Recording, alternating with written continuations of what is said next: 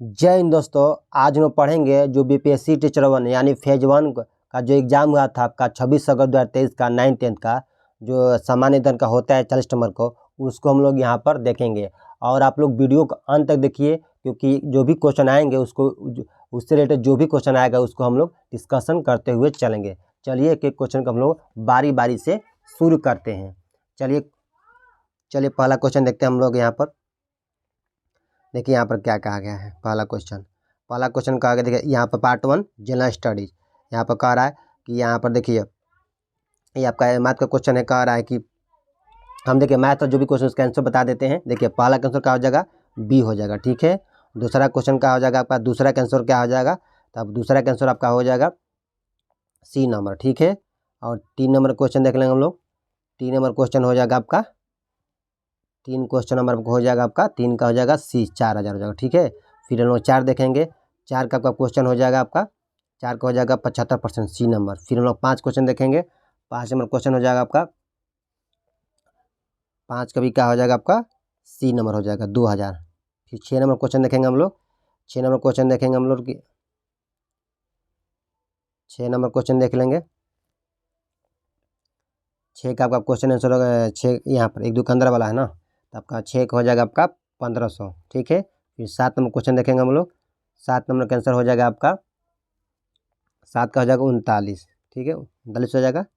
फिर हम 8 क्वेश्चन देखेंगे। 8 number question 8 number question answer हो जाएगा आपका 8 का हो जाएगा 2। चलो जीएस का क्वेश्चन हम लोग देखते हैं, 9 नंबर से है ना।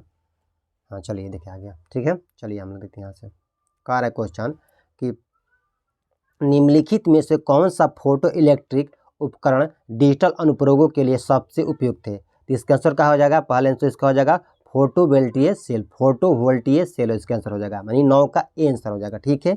चलिए हम नेक्स्ट क्वेश्चन देखते हैं। इसमें कुछ खास नहीं मतलब डिस्कशन करने के लिए। फिर 9 10 में क्वेश्चन देखते हैं हम लोग। 10 में किसी विखंडनीय द्रव्य का क्रांतिक द्रव्यमान होगा, मतलब कर क्वेश्चन किसी भी खंडनीय द्रव्यमान का क्रांतिक द्रव्यमान होगा। इसका आंसर क्या हो जाएगा, ऑप्शन बी नंबर, श्रृंखला अभिक्रिया हेतु आवश्यक न्यूनतम द्रव्यमान है। इसका आंसर बी हो जाएगा, ठीक है। मतलब देखो इसे क्वेश्चन बताया, जैसे यूरेनियम 235 होता है आपका, जो यूरेनियम को होता है क्या समस्थानिक होता है, यूरेनियम 235 यूरेनियम 238 होता है, ठीक है। यूरेनियम 235 यूरेनियम 238 होता है, ठीक है। यूरेनियम का अयस्क होता है क्या होता है, पिच ब्लेंड होता है। यूरेनियम का अयस्क का नाम क्या है, पिच ब्लेंड होता है, ठीक है, पिच ब्लेंड, ठीक है। और आपका पूछता है कि मतलब यूरेनियम भारत में कहाँ पाया जाता है, तो यूरेनियम आपका आंध्र प्रदेश में पाया जाता है, और आपका आंध्र प्रदेश और आपका झारखंड में पाया जाता है, ठीक है। आपका झारखंड में कहाँ पाया जाता है आपका, तो जादूगोड़ा की खान, जो पश्चिमी सिंहभूम जिला की जगह का नाम है जादूगोड़ा की खान। जादूगोड़ा पूछता है कि जादूगोड़ा खान किसके लिए प्रसिद्ध है, तो यूरेनियम के खान के लिए प्रसिद्ध है। चलिए फिर नेक्स्ट क्वेश्चन देखते हैं हम लोग। क्वेश्चन का आ रहा है 11 नंबर। क्वेश्चन का आ रहा है कि फलों को जबरदस्ती पकाने के लिए निम्नलिखित में से किस गैस का उपयोग किया जाता है। तो जबरदस्ती पकाने के लिए कह रहे थे यहाँ पर एथिलीन आंसर हो जाएगा। क्या हो जाएगा आपका आंसर, एथिलीन हो जाएगा, ठीक है। हमारे कभी के आंसर भी क्या देता है आपका एसिटिलीन भी आंसर देता है। मतलब फलों को जबरदस्ती फलों को पकाने के लिए calcium carbide calcium calcium calcium carbide calcium carbide और आपका एसिटिलीन गैस का भी प्रयोग किया जाता है। एसिटिलीन गैस का भी प्रयोग किया जाता है। एसिटिलीन गैस का भी प्रयोग किया जाता है, ठीक है। और एथिलीन एकमात्र ऐसा मतलब गैस है, एथिलीन एकमात्र ऐसा मतलब गैस रूप है जो एक हार्मोन भी है। मतलब एथिलीन एकमात्र ऐसा हार्मोन जो गैस के रूप में पाया जाता है, ठीक है। चलिए हम नेक्स्ट फिर क्वेश्चन देखेंगे हम लोग। कह रहा है निम्नलिखित में से किसकी ऑक्टेन संख्या शून्य है। कह रहा है निम्नलिखित में किसकी ऑक्टेन संख्या शून्य है, तो इसका ए में से कोई नहीं होगा। क्या हो जाएगा, उपयुक्त में से कोई नहीं, आपसे ई हो जाएगा आंसर, ठीक है। चलो फिर नेक्स्ट क्वेश्चन में देखेंगे 13 नंबर क्वेश्चन यहाँ पर चलेंगे हम लोग। देखिए कह रहा है लीची का खाद्य भाग क्या है। तो लीची खाद का हम लोग खाते हैं एरिल खाते हैं। क्या खाते हैं, एरिल। जैसे मतलब केला क्या होता है, लीची का एरिल खाते हैं, एरिल। जैसे फिर हम लोग पूछेंगे जैसे केला केला का क्या खाया जाता है, तो केला का खाया जाता है मध्य फलवृति। आम का भी मध्य फलवृति खाया जाता है, ठीक है, अंतर्वृत्ति, ठीक है। आम का मध्यवृत्ति खाया जाता है, ठीक है। और नारियल बहुत पूछता है, नारियल का खाया जाता है तो भ्रूणपोष। नारियल क्या कहता है, भ्रूणपोष खाया जाता है। नारियल का 1 मिनट, नारियल का खाया जाता है तो भ्रूणपोष खाया जाता है, भ्रूणपोष खाया जाता है।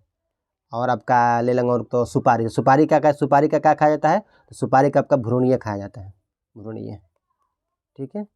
ये बहुत कुछ एक खास तौर से क्वेश्चन पूछता है। ठीक है, चलिए नेक्स्ट क्वेश्चन देखते हैं हम लोग। 14 नंबर 14 नंबर क्वेश्चन का आ रहा है कि आणविक ऑक्सीजन का पत्तियों से निकालना कौन सी भौतिक क्रिया है। मतलब आणविक ऑक्सीजन का पत्तियों से निकालना कौन सी भौतिक प्रक्रिया है आपका, तो आपका हो जाएगा आपका विसरण। कौन सा प्रक्रिया है आपका, तो विसरण प्रक्रिया है। ठीक है, देखिए सबसे पहले समझना कि विसरण क्या होता है। तो विसरण होता है ना, जैसे कि दो या दो से अधिक जो ही मत पदार्थ होते हैं ना, स्वतः एक दूसरे के मिलकर समांगी मिश्रण, जो समांगी मिश्रण बनाने की क्रिया क्या कहते हैं, विसरण कहते हैं। समांगी क्या पूछता है कि विसरण में कौन सा मिश्रण होता है, तो समांगी मिश्रण होता है। एक भी क्वेश्चन पूछता है समांगी मिश्रण। ठीक है, ये देखेंगे मतलब विसरण की क्रिया पदार्थों के परमाणु अणु आयनों की क्या होते हैं, अनियमित गतिकरण होती है। कैसे कहती है, अनियमित गतिकरण होती है। ठीक है, फिर हम लोग नेक्स्ट क्वेश्चन देखते हैं हम लोग। इसमें कुछ खास नहीं होगा। जब वाष्पोत्सर्जन क्या होता है, जैसे पतियों में वाष्पोत्सर्जन का मतलब होता है इसमें। ठीक है, फिर नेक्स्ट क्वेश्चन देखते हैं हम लोग। जैसे 15 क्वेश्चन का आ रहा है। 15 क्वेश्चन का आ रहा है कि किसी गुणसूत्र पर जीनों का अपेक्षिक स्थिति ज्ञात करने की प्रक्रिया क्या कहलाती है। मैंने किसी गुणसूत्र पर जीनों का अपेक्षित स्थिति ज्ञात करने की प्रक्रिया क्या कहलाती है, तो आपका जीन मानचित्रण कहलाती है। क्या कहलाती है, तो जीन मानचित्रण कहलाती है। ठीक है, चलो फिर नेक्स्ट क्वेश्चन देखेंगे हम लोग। 16 नंबर क्वेश्चन का आ रहा है कि ब्रायोफाइट में बीजाणु मातृकोशिका होती है। मैंने मृत कोशिका वहीं बारे में कह रहा है, मातृकोशिका होती है। ठीक है, इसका आंसर क्या हो जाएगा आपका, इसका आंसर द्विगुणित क्या होती है, द्विगुणित होती है। क्या होती है, द्विगुणित होती है। ठीक है, अच्छा ब्रायोफाइटा में बीजाणु क्या होता है, तो बीजाणु इसमें क्या होता है, देखिए बीजाणु इसमें अगुणित हो जाएगा। बीजाणु क्या हो जाएगा, अगुणित हो जाएगा, अगुणित बीजाणु। ठीक है, जबकि बीजाणु क्या हो जाएगा, हम एक मिनट गलती हो रहा है, एक मिनट। देखिए क्वेश्चन क्या कह रहा है, ब्रायोफाइट में बीजाणु मातृकोशिका क्या होती है, तो द्विगुणित होती है। ठीक है, क्या होती है, द्विगुणित होता है। फिर कहेंगे बीजाणु जो मातृकोशिकाएं होती हैं ये क्या होती है, ये अर्धसूत्री विभाजन से गुजरती है, अर्धसूत्री विभाजन से गुजरती है। ठीक है, अर्धसूत्री विभाजन से गुजरती है, अर्धसूत्री विभाजन। ठीक है, अर्धसूत्री विभाजन से गुजरती है, अर्धसूत्री विभाजन से गुजरती है। ठीक है, फिर इसमें देखेंगे क्वेश्चन जैसे ब्रायोफाइटा को पादप जगत का क्या कहा जाता है, तो पादप जगत का इसको उभयचर कहा जाता है। ब्रायोफाइटा को पादप जगत का क्या कहा जाता है, उभयचर कहा जाता है। ठीक है, ये भी क्वेश्चन पूछता है। फिर क्वेश्चन कोई पूछता है कि ब्रायोफाइटा का उदाहरण कौन कौन है, तो मांस है। देखिए मांस क्या है, मांस, और मांस हो गया, एक हो जाएगा आपका लीवर वाट। क्या हो जाएगा, लीवर वाट, ये भी पूछता है, लीवर वाट, लीवर वाट, ये सब क्या है, ये आपका हो जाएगा आपका ब्रायोफाइटा के उदाहरण है। ये क्वेश्चन पूछता है कभी कभी कि ब्रायोफाइटा वनस्पति जगत का सबसे बड़ा वर्ग है। वनस्पति जगत का सबसे बड़ा वर्ग कौन है, तो ब्रायोफाइटा होता है। ठीक है, फिर हम नेक्स्ट क्वेश्चन देखेंगे आपका 17 नंबर क्वेश्चन क्या कह रहा है कि भारत सरकार द्वारा पर्यावरण और वन की सुरक्षा के लिए किस वर्ष एनजीटी यानी नेशनल ग्रीन ट्रिब्यूनल की स्थापना की गई। तो कब की गई थी आपका, तब का 2010 में की गई थी। कब की गई थी, 2010 में की गई थी। देखिए एनजीटी है ना, एनजीटी में अधिनियम कब आया था, एनजीटी का अधिनियम कब आया था, एनजीटी का अधिनियम मतलब आपका राष्ट्रीय हरित अधिनियम आपका 2010 में आया था। कब आया था, 2010 में आया था। यह संसद द्वारा पारित किया गया था।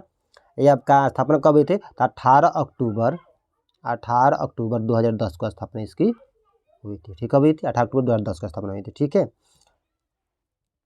फिर हम नेक्स्ट क्वेश्चन देखते हैं हम लोग। 18 नंबर का आ रहा है कि भारत के किस शहर ने सबसे पहले पानी के नीचे मेट्रो की शुरुआत की।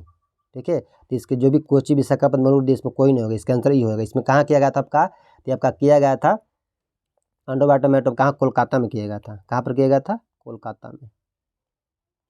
में किया गया था। ठीक है, आपका कब किया गया था, आप कोलकाता में आपका, तो आपका कोलकाता में लगभग ये आपका किया गया था अप्रैल 2023 में किया गया था। कब किया गया था, अप्रैल 2023 में किया गया था। ठीक है, फिर हम इसमें आगे देखेंगे, इसमें कुछ और क्वेश्चन बनने वाला है। जहाँ यहाँ कोची में है ना आपका, जो अप्रैल 2023 में ही मतलब आपका कोची है ना, मतलब देखिए ये आपका जो कोलकाता में खोला गया था किस नदी पर, हुगली नदी में। ठीक है, हुगली नदी किसकी सहायक नदी है, तो गंगा की सहायक नदी है। ठीक है, आपका यहाँ कोची के बारे में बता रहे थे, जो कोची में है मतलब 2023 में ही आपका क्या था कि मतलब कोची में भारत का प्रथम वाटर मेट्रो स्थापना किया गया था। वाटर मेट्रो का स्थापना कहा गया था कोची, केरल के मतलब सिटी कोची में किया गया था। ठीक है, और भारत में प्रथम बार मेट्रो का स्थापना कब किया गया था? तो 1984 ईस्वी में कोलकाता में किया गया था। ठीक है, कोलकाता में किया, दमदम से टालीगंज तक। ठीक है, फिर नेक्स्ट क्वेश्चन देखेंगे हम लोग। 19 नंबर कह रहा है भारत के G20 अध्यक्षता में पर्यटन कार्य समूह की बैठक कहाँ हुई? तो आपका कहाँ आपका हुई? श्रीनगर जम्मू कश्मीर में। कहाँ हुई? श्रीनगर। जगह पर्यटन के बारे में कह रहा है, श्रीनगर जम्मू कश्मीर में हुई है। और आपका इसमें और क्वेश्चन जैसे बनने वजह से, हाँ, इसमें सितंबर 2023 में G20 की बैठक कहाँ हुई? नई दिल्ली में। सितंबर 2023 में कहाँ हुई? नई दिल्ली में। ठीक है, नई दिल्ली में, नई दिल्ली। ठीक है, नहीं दिखा पा रहा है ना कलम होती तो। ठीक है, चलिए हम फिनिश क्वेश्चन रखते हैं हम लोग। 20 नंबर क्वेश्चन का आ रहा है इसमें, तो ये करंट अफेयर्स देख लेते हैं इसमें। इनमें से किसने राष्ट्रीय अंडर 17 बालिका कुश्ती चैंपियनशिप में रजत पदक प्राप्त किया? इसका आंसर क्या हो जाएगा आपका? निर्जला। ठीक है, निर्जला। ठीक है, फिर ये आपका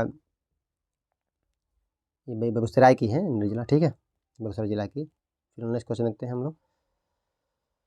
21 नंबर कह रहा क्वेश्चन कि उपन्यास टॉम ऑफ सैंड के लिए अंतर्राष्ट्रीय बुकर पुरस्कार 2022 किसने जीता? 2022 का अंतर्राष्ट्रीय बुकर पुरस्कार है, तो इसका आंसर क्या हो जाएगा आपका? इसका आंसर हो जाएगा गीतांजलि श्रीराम और डेजी रॉकवेल। ठीक है, गीतांजलि श्री और डेजी रॉकवेल।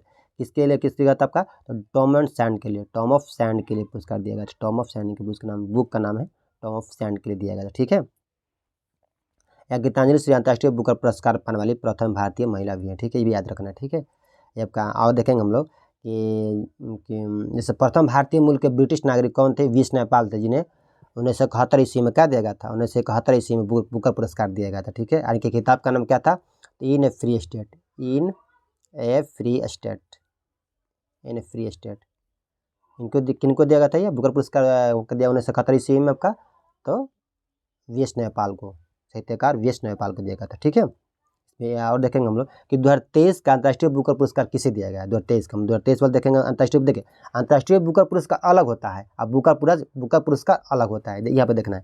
देखिए हम लोग देखेंगे 2023 वाला, तब पहले हम लोग देखेंगे अंतर्राष्ट्रीय बुकर पुरस्कार। ठीक है, पहले देखेंगे हम लोग अंतर्राष्ट्रीय बुकर पुरस्कार देख लेंगे। ठीक है, अंतर्राष्ट्रीय बुकर पुरस्कार देख लेंगे। ठीक है, तो आते हैं 2023 का अंतर्राष्ट्रीय बुकर पुरस्कार किसको दिया गया है? तो जॉर्जी गोस्पिडनो को, ऐसी के नाम है ना, जॉर्जी गोस्पिडनो, ऐसी नाम है, गोस्पिडिनो। ठीक है, ऐसी नाम है, मतलब उच्चारण क्रम से दिक्कत हो रहा है। जॉर्जी गोस्पिडनो को दिया गया। ये कहाँ की रहने वाली है? तो ये बुल्गारिया की रहने वाली है। जॉर्जी गोस्पिडनो बुल्गारिया की रहने वाली है। ठीक है, कट गया पूरा, फिर 1 मिनट। और इसमें और जानेंगे, मतलब इन किताब का नाम क्या था? तो आपका टाइम शेल्टर। क्या नाम था? Time shelter.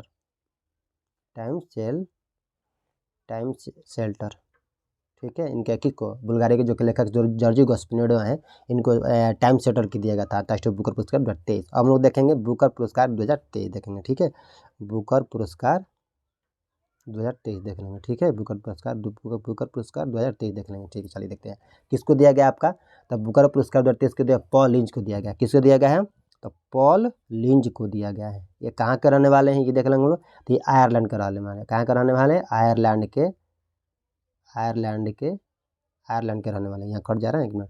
कहाँ के रहने वाले हैं? तो ये आयरलैंड के रहने वाले। क्या नाम था? तो पॉल लिंच।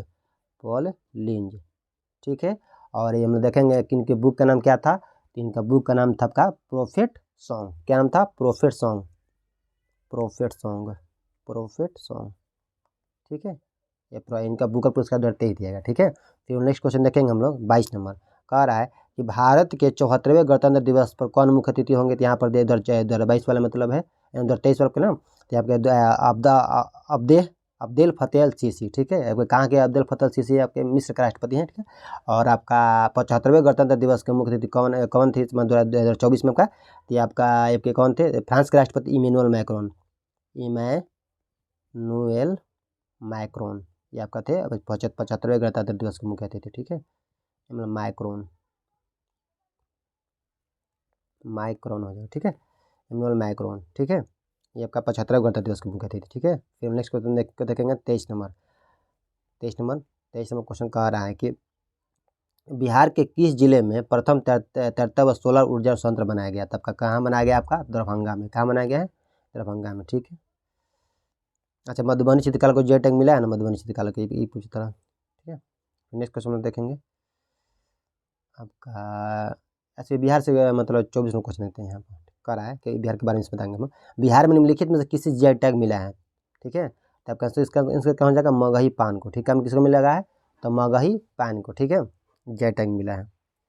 जैसे बिहार का कोई और उत्पाद के बारे में जिसको जे टैग मिला है, जैसे मतलब हम बता रहे हैं, जैसे सिलाव खाजा, नालंदा का जो होता है ना सिलाव खाजा, ये बहुत प्रसिद्ध वहाँ का। सिलाव खाजा लिख देना हमको, सिलाव खाजा, सिलाव खाजा। ठीक है, और आपका हो जाएगा, आपका सिलाव खाजा हो गया। मधुबनी पेंटिंग हो गया, मधुबनी पेंटिंग, मधुबनी, मधुबनी पेंटिंग। ठीक है, मधुबनी पेंटिंग। और आपका हो जाएगा आपका मधुबनी, आपका जो मुजफ्फरपुर का शाही लीची, शाही लीची। और याद करिए, हाँ, कतरनी चावल हो गया आपका, कतरनी चावल, कतरनी चावल, कतरनी चावल।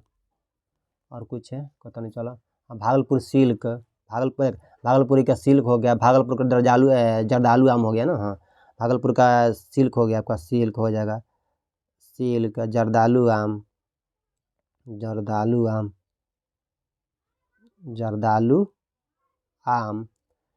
और अब हो जाएगा मिथिला मखाना, ये भी मिथिला मखाना। आगे अगला पेज पे लिखते हैं, मिथिला मखाना, मिथिला मखाना, ये भी इसको भी दे गया है मुझे टैग। और आपको हम ले लेंगे सिक्की ग्राम हैंडीक्राफ्ट। ठीक है, सिक्की ग्राम हैंडीक्राफ्ट हो गया। पिपली वर्क हो गया, इसको भी दे, पिपली वर्क, ये पूछता है, पिपली वर्क हो गया आपका। फिर आपका हो गया मरचा, मरचा धान, मरचा चावल, वही मरचा चावल, इसको मरचा धान भी कहा जाता है ना, मरचा धान। फिर मगही पान हो गया, फिर मगही पान हो गया यहाँ पर, मगही पान।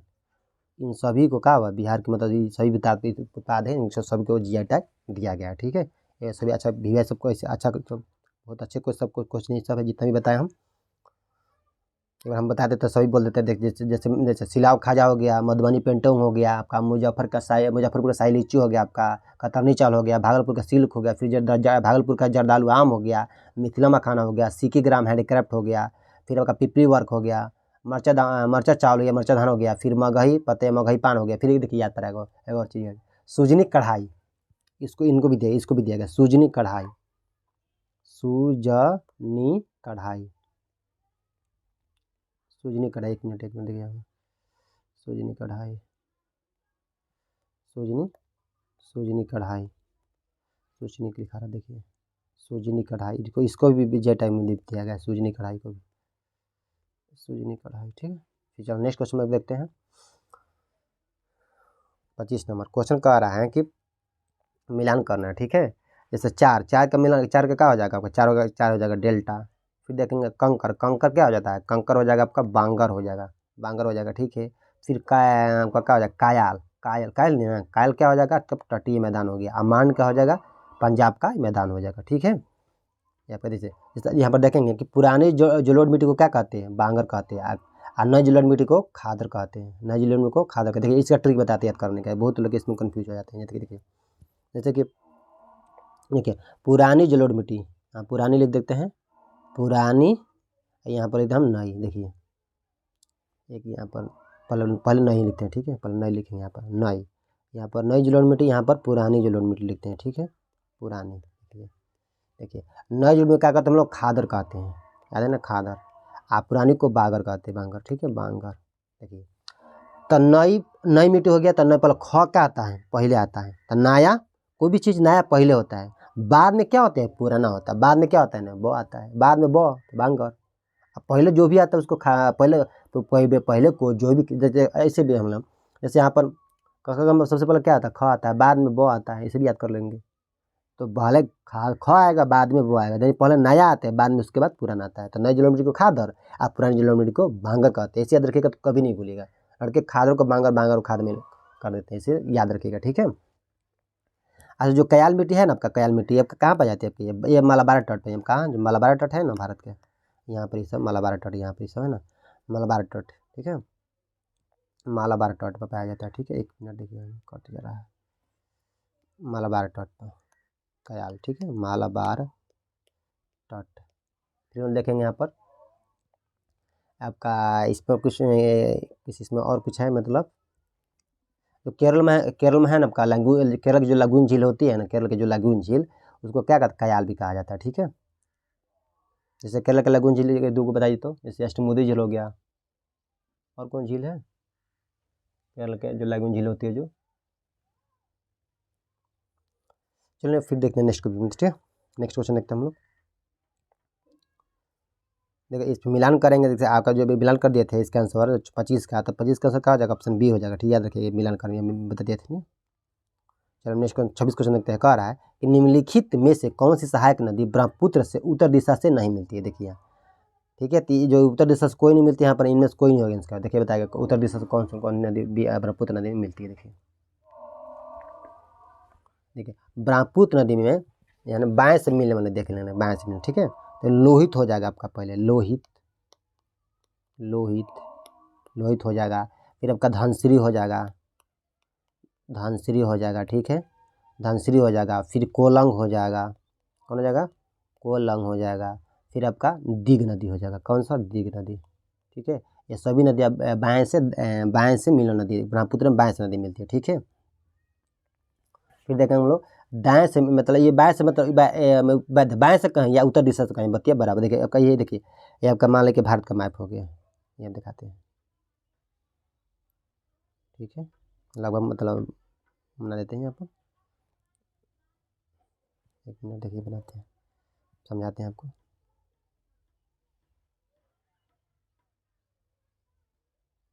और आप फली बना देते हैं, ठीक है, नदी यहाँ देखिए, ये आपको इधर से आपका नदी आ रही है, कौन सी आपका, ये कौन सा नदी हो गया, ब्रह्मपुत्र नदी आ रही है, ठीक है। तो यहाँ पर अरुणाचल प्रदेश में करते एंट्री करते हुए, असम एंट्री करते हुए, बांग्लादेश एंट्री करते हैं, यहाँ पर बंगाल खाड़ी में गिर जाएगी, ठीक है, ये आपका ब्रह्मपुत्र नदी हो गई, देखिए समझिएगा। तो आपका बाएं से देखिए, इधर से जाएंगे, इधर जाएंगे तो क्या हो जाएगा, बाएं साइड क्या हो जाएगा, बाएं साइड ये हो जाएगा, बाएं साइड ये हो जाएगा, ठीक है, बाएं साइड ये आपका बाएं साइड, फिर दाएं साइड से ये हो जाएगा, ठीक है, बाएं ये साइड हो गया, और दाएं साइड यहाँ पर हो जाएगा, ठीक है। तब बाएं से मिलन नदी में कौन कौन बताया आपको, हम लोहित नदी बताया, धनसिरी नहीं, लोहित नहीं, हाँ लोहित बताया, धनसिरी बताया, कोलम बताया, दिग नदी। दाएं से मिलन नदी में कामेंग हो जाएगा, दाएं से मिलन में कामेंग हो जाएगा, देखिए दाएं से मिलने वाले में कामेंग हो जाएगा, मानस हो जाएगा आपका फिर आपका बाएं से दाएं से मिलने वाला मानस हो जाएगा, तीस्ता हो जाएगा, आपका। फिर आपका हम ले लेंगे तो सुबनसिरी हो जाएगा, सुबनसिरी भी पूछता है, सुबनसिरी जानते, सुबनसिरी भी हो जाएगी, ठीक है, ये आपका दाएं से मिलन नदी है, ठीक है। देखिए ये भी याद रखेंगे। जो ब्रह्मपुत्र नदी है ना, ब्रह्मपुत्र तिब्बत में क्या नाम, ब्रह्मपुत्र नदी को तिब्बत में किस नाम से जानते हैं, तो सांगपो के नाम से जानते हैं, सांगपो, ठीक है, ये भी क्वेश्चन पूछता है। और ब्रह्मपुत्र नदी को जो हम लोग कहाँ पर आपका ब्रह्मपुत्र नदी हो गया, यहाँ पर आएंगे ना, यहाँ पर ब्रह्मपुत्र अरुणाचल प्रदेश में किस नाम से जाना जाता है, तो ब्रह्मपुत्र अरुणाचल प्रदेश में दिहांग नदी के नाम से जाना जाता है, किस नाम से जाना जाता है, तो दिहांग नदी से नाम से जाना जाता है, ठीक है। और हम लोग देखेंगे अब ब्रह्मपुत्र नदी की लंबाई कितना है, तो 2900 किलोमीटर लंबाई है, ठीक है इसकी। और ब्रह्मपुत्र नदी है ना आपकी, ये भारत से होकर बहने वाली सबसे लंबी, देखिए भारत से होकर बहने वाली सबसे लंबी नदी कौन है, तो आपका ब्रह्मपुत्र नदी है, ठीक है, ब्रह्मपुत्र नदी है। अब भारत की सबसे लंबी नदी कौन है, तो गंगा नदी है। और देखेंगे कि ब्रह्मपुत्र नदी पर मतलब कौन कौन शहर बसा हुआ है, तो गुवाहाटी आपका हो जाएगा, गुवाहाटी हो जाएगा आपका, फिर तेजपुर हो जाएगा, ये भी क्वेश्चन पूछता है, तेजपुर। और हम लोग देख लेंगे ब्रह्मपुत्र गुवाहाटी हो जाएगा, तेजपुर हो जाएगा, ठीक है, डिब्रूगढ़, हाँ डिब्रूगढ़ भी है, डिब्रूगढ़ देखिए डिब्रूगढ़ से बहुत सारी गाड़ी खुलती है, मतलब ट्रेन की जो डिब्रूगढ़ मतलब बहुत बड़ा स्टेशन, ठीक है, डिब्रूगढ़ से, ठीक है। फिर हम लोग देखेंगे, फिर नेक्स्ट क्वेश्चन देखेंगे हम लोग 27 क्वेश्चन कह रहा है कि लिखापानी हिमनद भारत के निम्नलिखित में से किस राज्य में स्थित है, लिखापानी हिमनद के बारे में कर क्वेश्चन, ये कहाँ मतलब किस राज्य में स्थित है, तो आपका अरुणाचल प्रदेश में थी, कहाँ पर स्थित है, तो अरुणाचल प्रदेश में स्थित है, ठीक है। और हम लोग कुछ ग्लेशियर देख लेते हैं, जैसे बहुत पूछता है कि पूर्वी हिमालय का सबसे महत्वपूर्ण ग्लेशियर कौन है, तो जेमू ग्लेशियर है, कौन है पूर्वी हिमालय का सबसे महत्वपूर्ण ग्लेशियर, तो जेमू ग्लेशियर है, बहुत क्वेश्चन पूछता है आपका ये वाला जेमू ग्लेशियर, प्रीवियस आपका NTPC में क्वेश्चन आया हुआ है जेमू ग्लेशियर वाला, पूछता है जेमू ग्लेशियर कहाँ है, तब का सिक्किम में है जेमू ग्लेशियर, ठीक है। जेमू ग्लेशियर में मतलब सिक्किम में गौर ग्लेशियर जिसका नाम लोनाक जेमू ग्लेशियर और लोनाक ग्लेशियर सब कहाँ है, सभी सिक्किम में, ठीक है। और नुब्रा नुब्रा नुब्रा कहाँ है, तो लद्दाख में। नुब्रा ग्लेशियर कहाँ है, तो लद्दाख में, ठीक है। चतुरंगी और चौराबाड़ी कहाँ है, उत्तराखंड में। चतुरंगी और चौराबाड़ी लिख देते हैं, चतुरंगी चतुरंगी, एक मिनट कट जा रहा है, चतुरंगी चतुरंगी एवं चतुरंगी एवं हो जाएगा, और ये चौराबाड़ी चौराबाड़ी, ये सब दोनों कहाँ है, ये सब उत्तराखंड में है। कहाँ पर है, उत्तराखंड में, ठीक है, ग्लेशियर, ठीक है। और हम लोग फिर चले नेक्स्ट क्वेश्चन देखते हैं हम लोग। 28 नंबर कह रहा है क्वेश्चन कि मगध एवं अंग का मैदान किसके हिस्से है। मगध एवं अंग का किसके हिस्से है, तो मध्य गंगा का मैदान हिस्से, ठीक है। मगध का जो है, जो मगध का नीचे होता है, जो गंगा नीचे जो मध्य गंगा का मैदान है, ठीक है। आपका ऑप्शन बी सही है, ठीक है। इसमें देखेंगे हम लोग, जो गंगा का मैदान है ना, गंगा का मैदान आपका, गंगा के मैदान का जो ढाल होता है ना आपका, दक्षिणी पूर्व में, दक्षिण दिशा में और पूर्व दिशा में बहती है, ठीक है। दक्षिण और पूर्व, देखिए बताते हैं मैप के जरिए से। हाँ देखिए, ये आपका भारत का मैप पे ले लेंगे, ठीक है, ठीक देखिए, ये आपका यहाँ पर यूपी हो जाएगा, बिहार हो, देखिए यहाँ पर पूर्व क्या रही है, दक्षिण क्या रही है, ठीक है। एक मिनट कट जा रहा है ना, देखिए यहाँ से बता रहे हैं आपको, नहीं बन पा रहा अच्छा से।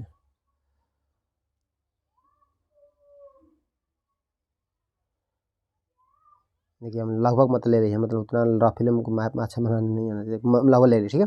देखिए तो यहाँ से गंगोत्री से निकल के इधर होते ही, यहाँ से होते होते यूपी बिहार, और यहाँ होते बिहार झारखंड, और यहाँ पर पश्चिम बंगाल होते ही बंगाल खंड।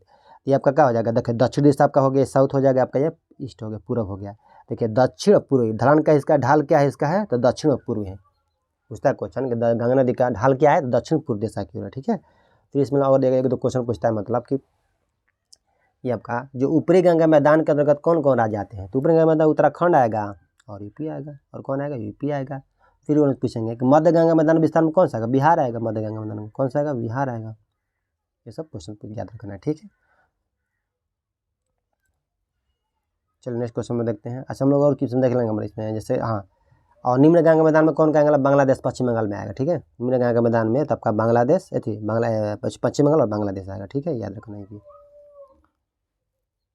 देखा जाए, जैसे मिला के गंगा नदी हो, गंगा नदी पर कौन कौन शहर बसा हुआ है देख लेंगे हम लोग, जैसे कानपुर हो गया, इलाहाबाद हो गया, ठीक है, कानपुर हो गया, इलाहाबाद हो गया, आपका पटना हो गया, बक्सर हो गया, ये सब सभी शहर मतलब कैसी नदी पर है, आपका ये सब गंगा नदी के तट पर बसे हुए, ठीक है। और आपका चलिए हम लोग फिर नेक्स्ट क्वेश्चन देखते हैं। आज गंगा की सबसे बड़ी शाखा नदी कौन है, यमुना। ये क्वेश्चन पूछता है, यमुना, ठीक है। यहाँ गंगा नदी कहाँ से निकलती है, आपका निकलती है तो ये आपका गंगोत्री से निकलती है। इसकी लंबाई कितनी है, 2525 किलोमीटर, 2525 किलोमीटर है। और गंगा क्वेश्चन पूछता है कि जो सोन नदी है ना, गंगा नदी में, ये कहाँ पर मिलती है, तो आपका बिहटा मिलती है। कहाँ पर, बिहटा में मिलती है, यानी आपका पटना जिला, बिहटा में कहाँ हो जाएगा, पटना जिला मिलती है, ठीक है।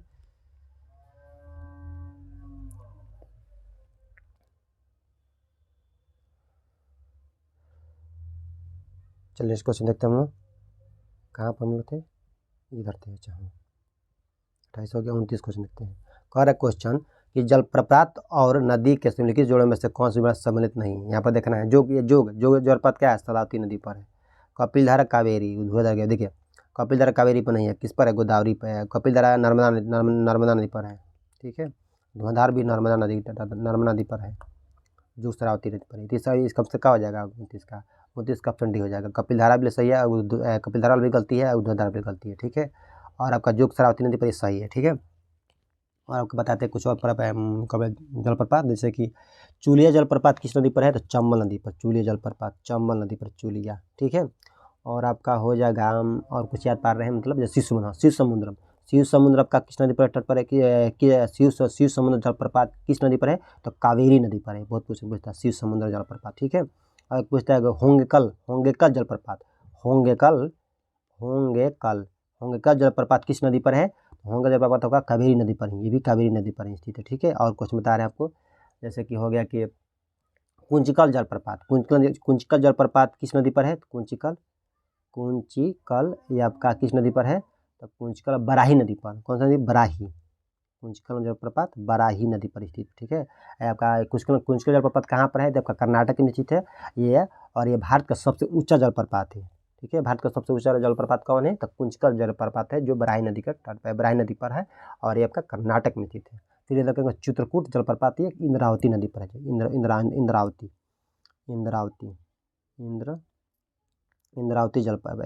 इंद्रावती नदी पर है चित्रकूट जलप्रपात।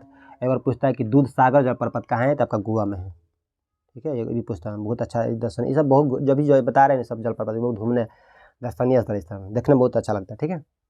और हम इसमें और बताते हैं कि विश्व का सबसे ऊंचा जलप्रपात कौन है? तो एंजीर जलप्रपात है। विश्व का सबसे ऊंचा जलप्रपात कौन है? तो एंजीर जलप्रपात है। किसने है आपका? तो ये आपका कहाँ पर स्थित है? आपका कहाँ पर स्थित है? वेंजुएला में स्थित है, ठीक है, वेंजुएला। और ये आपका एंजीर जलप्रपात किस नदी पर आपका? कैरोना ऐसी कुछ नदी, हाँ कैरोना ऐसी नदी बता रहे हैं, कैरोना नदी पर है। कैरोना नदी पर एंजीर जलप्रपात है, ठीक है। चलो नेक्स्ट क्वेश्चन देखते हैं हम लोग। 30 नंबर क्वेश्चन कह रहा है कि भारत के निम्नलिखित बंदरगाहों को उत्तर से दक्षिण दिशा में व्यवस्थित कीजिए, ठीक है। उत्तर से दक्षिण दिशा में करना व्यवस्थित, ठीक है। तो सबसे पहले हम लोग देखेंगे कि यहाँ पर सबसे पहले आपका उत्तर से दक्षिण मतलब इस तरह से इधर आना है, ठीक है। देखिए भारत का हमने यहाँ मैप लगभग मतलब ले लेते हैं, यहाँ पर भारत का मैप होगा, ठीक है। यहाँ पर तो इसका आंसर हो जाएगा आपका, देखिए इसको पूरा हम छोटा करेंगे, देखिए इधर आप तो बड़ा सा मैप बना लेंगे इसको हम लोग। देखिए यहाँ पर होगा आपका सबसे पहले यहाँ पर हो जाएगा विशाखापट्टनम, ठीक है। यहाँ पर विशाखापट्टनम हो जाएगा उत्तर में। फिर आपका हो जाएगा यहाँ पर काकीनाडा हो जाएगा, क्या हो जाएगा? काकीनाडा। ये देखिए विजय लिख देंगे, यहाँ पर काकीनाडा लिख देंगे, ठीक है। फिर यहाँ पर हम लोग यहाँ पर हो जाएगा मछलीपट्टनम, मतलब यहाँ पर रफली बनाते हैं मछलीपट्टनम। यहाँ दूर इतना दूर पर नहीं है, मतलब बस समझिए यहाँ पर मछलीपट्टनम हो गया, ठीक है। और यहाँ पर हो जाएगा आपका फिर यहाँ पर नागपट्टनम, क्या हो जाएगा? नागपट्टनम। यहाँ पर हो जाएगा, यहाँ पर सबसे उत्तर में हो जाएगा विशाखापट्टनम, फिर यहाँ पर काकीनाडा, फिर मछलीपट्टनम, फिर नागपट्टनम। तो इसका हो जाएगा मतलब विशाखापट्टनम कौन नंबर? 4 नंबर दिया था, 4 पहले हो जाएगा, 4 पहले यहाँ पर, ठीक है। फिर आपका हो जाएगा काकीनाडा में 1 नंबर यहाँ का, फिर 2 नंबर पर हो जाएगा आपका मछलीपट्टनम, 3 नंबर मछलीपट्टनम हो जाएगा, सही है। 4 नंबर 3 नंबर पर यहाँ पर, देखिए ये आपका सर आपका बी हो जाएगा, सबका ऑप्शन बी सही, ठीक है। देखिए सबसे पहले विशाखापट्टनम हो जाएगा उत्तर में, उसके बाद हो जाएगा आपका काकीनाडा, फिर हो जाएगा आपका मछलीपट्टनम, फिर हो जाएगा आपका सबसे लास्ट में नागपट्टनम, ठीक है। ऑप्शन बी इसका सही है, उत्तर से दक्षिण में। यहाँ पर सबसे दक्षिण में हो जाएगा साउथ में, यहाँ हो जाएगा नॉर्थ उत्तर में, ठीक है। विशाखापट्टनम, काकीनाडा, मछलीपट्टनम, नागपट्टनम। फिर हम लोग देखेंगे आपको, और हम आगे देखेंगे और बंदरगाह के बारे में। देखिए मतलब ये जितने भी हम बता रहे हैं ये सब सही बंदरगाह बताइए आप सभी। ये सभी कोरोमंडल तट पर है, ये सभी सबको कोरोमंडल तट है या मालाबार तट है? कोरोमंडल तट है, ठीक है। और यहाँ पर देखेंगे हम लोग, देखिए भारत का सबसे गहरा प्राकृतिक बंदरगाह कौन है? तो विशाखापट्टनम है, सबसे गहरा। और प्राकृतिक बंदरगाह कौन से आपका? तो विशाखापट्टनम बंदरगाह, ठीक है। विशाखापट्टनम में क्या है? भारतीय नौसेना का पूर्वी नौसेना का पूर्वी कमांड के अंदर, पूर्वी नौसेना का जो भी भारतीय नौसेना का जो पूर्वी कमांड है ना, यहीं पर विशाखापट्टनम में, ठीक है। और ये आपके डल्फिन नोच पहाड़ी के पीछे कौन? विशाखापट्टनम बंदरगाह कहाँ पड़ता है? आंध्र प्रदेश में पड़ता है, ठीक है। और आपका देखेंगे हम लोग भारत का सबसे पुराना कृत्रिम बंदरगाह कौन है? तो चेन्नई बंदरगाह है, चेन्नई बंदरगाह, ठीक है। ये देखेंगे। अब भारत का सबसे बड़ा बंदरगाह कौन है? तो मुंबई बंदरगाह है, सबसे बड़ा बंदरगाह मुंबई बंदरगाह है, ठीक है। फिर देखेंगे भारत का सबसे आधुनिकतम मतलब बंदरगाह कौन सा है? तो नहावा सोहा बंदरगाह है, नहावा सोहा बंदरगाह है, ठीक है। नहावा सोहा बंदरगाह है, ठीक है। और तुतकोनी बंदरगाह का नाम मतलब किसके नाम? बी.आर. चिदम्बरम कर दिया गया है ना। कांडा बंदरगाह क्या है? मुक्त विद्यापीठ क्षेत्र है। देखिए जितने भी बंदरगाह के जो भी इंपॉर्टेंट क्वेश्चन है हम जाके मतलब हम वीडियो बनाकर डालें, पहले जाकर देखेगा बहुत जो भी मतलब बंदरगाह मतलब अगर आप वो वीडियो देख लीजिएगा ना, तो बंदरगाह से एक भी क्वेश्चन को नहीं छूटेगा। सभी मतलब जितना भी क्वेश्चन पूछा गया अभी तक या जो महत्वपूर्ण क्वेश्चन है बंदरगाह से रिलेटेड, सभी सभी सभी जितने भी महत्वपूर्ण क्वेश्चन बंदरगाह से रिलेटेड बनेगा सबको यहाँ पर हम बताएं, ठीक है। जाकर आप वीडियो देखिए वहाँ पर बंदरगाह वाला जाकर प्ले लिस्ट में होगा, चाहे मतलब पूरा थोड़ा बहुत पुराना वीडियो ना, जाकर देखिए ज़रूर, ठीक है। नेक्स्ट क्वेश्चन में देखेंगे कह रहा है 31 नंबर कि 1954 में किन दो देशों के बीच कोसी सिंचाई जल विद्युत परियोजना समझौते, कोसी है ना, तो कोसी हो जाएगा भारत और नेपाल के बीच में स्थित हुआ। ठीक है, देखिए बताते हैं आपको, जो है ना कोसी जल विद्युत परियोजना आपका है ना, देखिए यहाँ पर है आपका कोसी, एक पूर्वी कोसी नहर है। ठीक है, पूर्वी कोसी नहर, यहाँ पे पश्चिमी कोसी नहर। ठीक है, यहाँ पे पश्चिमी बताते हैं। पूर्वी कोसी नहर है ना, ये आपका हनुमान नगर जलाशय के पूर्वी से निकाली। हनुमान नगर कहाँ पर? हनुमान नगर में। ये क्वेश्चन पूछता है हनुमान नगर में पूर्वी कोसी नहर, हनुमान नगर। ठीक है, हनुमान नगर में। आज जो पश्चिमी कोसी नगर है, इस नहर से मधुबनी, सुपौल, समस्तीपुर आदि जिले में सिंचाई होती है। ठीक है, और देखेंगे हम लोग फिर इसमें आगे हम लोग देखेंगे कि जैसे गंडक परियोजना है ना, गंडक परियोजना, ये भी गंडक परियोजना भारत और सरकार, नेपाल सरकार के बीच में संयुक्त परियोजना है गंडक परियोजना। इसको कब समझौता हुआ था गंडक परियोजना का? तो 1959 ईस्वी में, ये भी याद रखना है। ठीक है, और मतलब गंडक परियोजना है, मतलब इसमें नहर भी निकाला गया है, एक पूर्वी त्रिवेणी नहर है, वो पश्चिमी त्रिवेणी नहर। तो पश्चिमी त्रिवेणी नहर को सारण नहर भी कहते हैं। जो पश्चिमी त्रिवेणी नहर है ना, पश्चिमी त्रिवेणी नहर, पश्चिमी त्रिवेणी नहर है ना, पश्चिमी में क्या कहते हैं? पश्चिमी त्रिवेणी नहर को क्या कहते हैं हम लोग? पश्चिमी त्रिवेणी, कभी यही बताए क्या कहते हैं इसको? सारण नहर भी कहते हैं, सारण नहर, सारण नहर कहते हैं, सारण नहर कहते हैं। ठीक है, और देखें आप पूर्वी त्रिवेणी नहर को तिरहुत, पूर्वी वाला कहते हैं, क्या कहते हैं? पूर्वी त्रिवेणी नहर को क्या कहते हैं? तो तिरहुत नहर भी कहा जाता है, तिरहुत नहर। ठीक है, याद रखना है। ठीक है, फिर हम नेक्स्ट क्वेश्चन देखेंगे 32 नंबर। क्वेश्चन कह रहा है कि RL सिंह के वर्गीकरण स्कीम के अनुसार बिहार किस प्रकार के जलवायु प्रदेश में आता है? तो उपाद्र संक्रमण कालीन में आता है। किस में आता है? उपाद्र संक्रमण कालीन में आता है। देखिए RL सिंह है ना, आपका BHU के भूगोल विभाग के प्रभारी थे। ये कौन? RL Singh, BHU Banaras Hindu university. ठीक है, और आपका बिहार की जलवायु मानसून कैसी है? तो उपोष्ण कटिबंधीय जलवायु है। क्या है? उपोष्ण कटिबंधीय, उपोष्ण कटिबंधीय, उपोष्ण कटिबंधीय, उपोष्ण कटिबंधीय, उपोष्ण कटिबंधीय। ठीक है, फिर हम देखेंगे, हम लोग नेक्स्ट क्वेश्चन देखेंगे 33 नंबर। 33वां क्वेश्चन क्या कह रहा है कि भारतीय राष्ट्रीय कांग्रेस के किस अधिवेशन में पूर्ण स्वराज का सिद्धांत गृहीत हुआ? किस काम हुआ था आपका? तो लाहौर अधिवेशन 1929, लाहौर अधिवेशन 1929 में। ठीक है, देखिए जो भी क्वेश्चन बताएंगे यहाँ पर अभी बताएंगे पूरा। देखिए कांग्रेस, जो भारतीय कांग्रेस जितने भी अधिवेशन हुए उससे जो भी महत्वपूर्ण क्वेश्चन है वो भी, उसका भी वीडियो हम जाकर डालें पहले, वो भी क्वेश्चन जाकर देखिएगा, मतलब वो भी जाकर वीडियो देखिए। जितने कोई मतलब क्वेश्चन होगा कांग्रेस अधिवेशन से कभी, मतलब जो भी प्रीवियस आया है और जो आ भी सकता है, मतलब और वो आप वीडियो देख लीजिएगा तब आपका क्वेश्चन कभी नहीं छूटेगा। जाकर प्रीवियस मतलब जाकर मैंने प्ले लिस्ट में चाहे मतलब पिछले मतलब प्रीवियस वीडियो में जाकर देखिए, बहुत अच्छा से मतलब नोट्स बना के उसमें डालें वीडियो को। ठीक है, जाकर देखिएगा भारतीय कांग्रेस से रिलेटेड जो भी मतलब क्वेश्चन बनेगा सबको डालें यहाँ पर। ठीक है, अधिवेशन के बारे में। चलिए देखते हैं और इसमें इसका अच्छा जो लाहौर अधिवेशन हुआ था इसका अध्यक्षता किसने किए थे? तो जवाहरलाल नेहरू। कौन किए थे? जवाहरलाल नेहरू, जवाहरलाल नेहरू। देखिए यहाँ पर थोड़ा दिक्कत हो रहा है, 1 मिनट कॉलम यहाँ पर दिक्कत, 1 minute.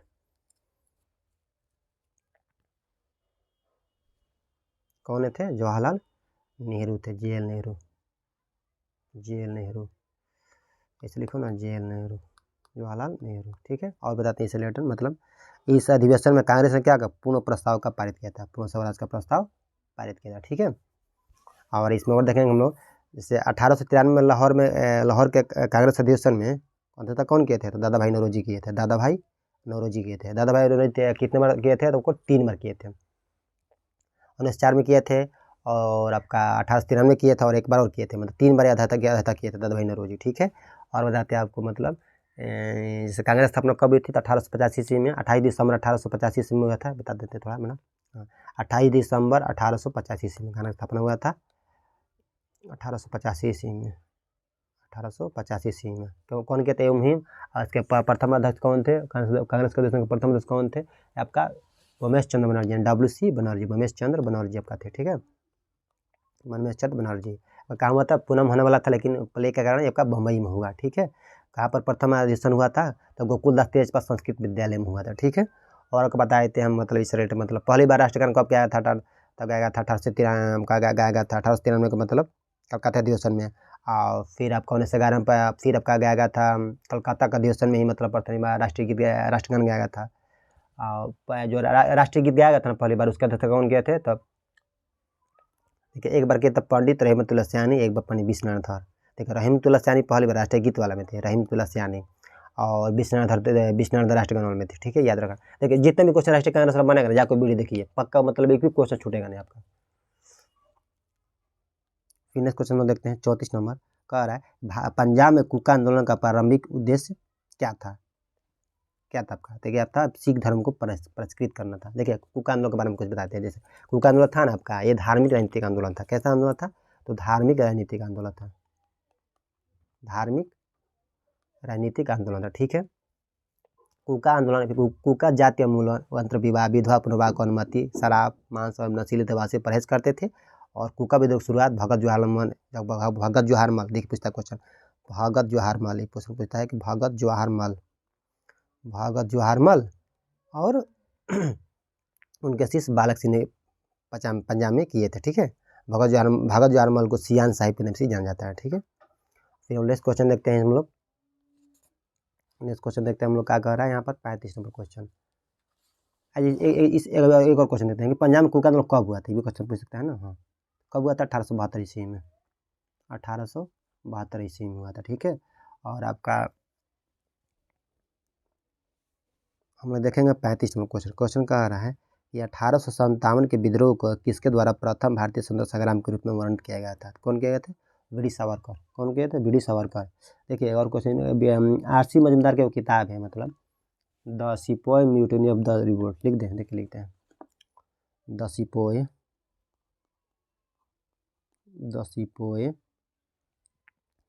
Mutiny, the sepoy mutiny and the revolt.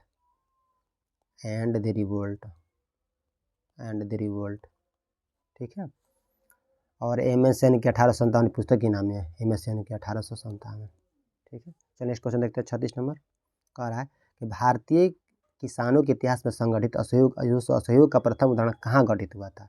तो कहाँ हुआ था? बिहार और बंगाल में हुआ था। ठीक है, फिर इसको क्वेश्चन देख लेंगे। जिस बिहार में तो नील विद्रोह कब हुआ था? तो 1859 ईस्वी में हुआ था, 1859 में नील विद्रोह हुआ था। ठीक है, अच्छा, नील दर्पण नाटक के नील विद्रोह को जीवंत किया गया था। नील विद्रोह था ना इसमें, नील विद्रोह देखिए, मेरा कलम है ना अच्छा से काम नहीं कर रही है। नील विद्रोह। ठीक है, और देखिए, नील दर्पण नाटक के लिए कौन है? दीनबंधु मित्र। बहुत पूछता क्वेश्चन है। नील दर्पण अच्छा से काम नहीं कर रहा, कलम कर रहा है, 1 मिनट। देखिए, देखते हैं नील दर्पण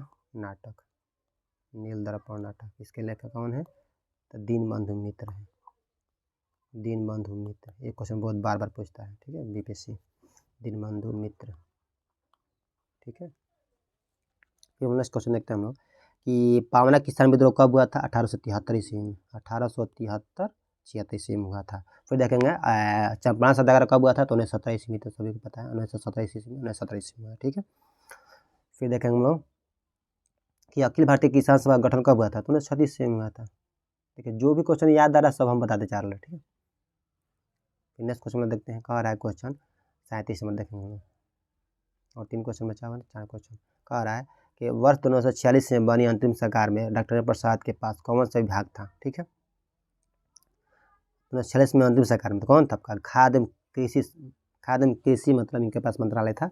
और स्वतंत्र भारत के प्रथम मंत्रिमंडल में भी इनका मतलब यही स्वतंत्र भारत के प्रथम जो मंत्रिमंडल बना था ना, उसमें भी इनका खाद्य कृषि ही था, डॉक्टर प्रसाद जी का। ठीक है, और आपका जो श्रम मंत्री है ना, श्रम मंत्रालय जो अंतिम सरकार में श्रम मंत्रालय किसके पास था? किसके पास था? याद करिए। हाँ, जगजीवन राम के पास था, जगजीवन राम। ठीक है, जगजीवन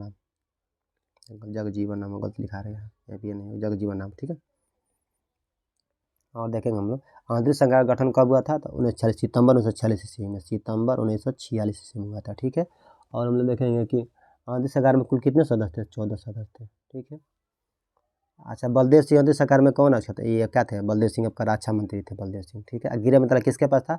तो सरदार वल्लभ पटेल के पास था। गृह सूचना प्रसारण मंत्रालय, गृह मंत्रालय, ये किसके पास था? सरदार वल्लभ पटेल के पास था। ठीक है, फिर नेक्स्ट क्वेश्चन देखते हैं 38 नंबर का रहा क्वेश्चन, गांधी जी को विशेष रूप से चंपारण आने और वहाँ के कृषकों के दयनीय स्थिति को देखने हेतु किसने अनुग्रह किया था? तो राजकुमार शुक्ल किए थे। कौन के थे? राजकुमार शुक्ल थे। चंपारण के किसान नेता थे आपका राजकुमार शुक्ल, ठीक है। इन्होंने गांधी जी के मतलब आने के न्योता दिए थे। और ये आपका गांधी जी है ना, अप्रैल 1917 ईस्वी में कलकत्ता से पटना होते होते मुजफ्फरपुर पहुँचे थे। और आपका जो गांधी जी के प्रयास में ही मतलब 1 मई 1918 ईस्वी में गांधी के प्रयास है, और 1 मई 1918 ईस्वी में आपका 1 मई 1918 ईस्वी में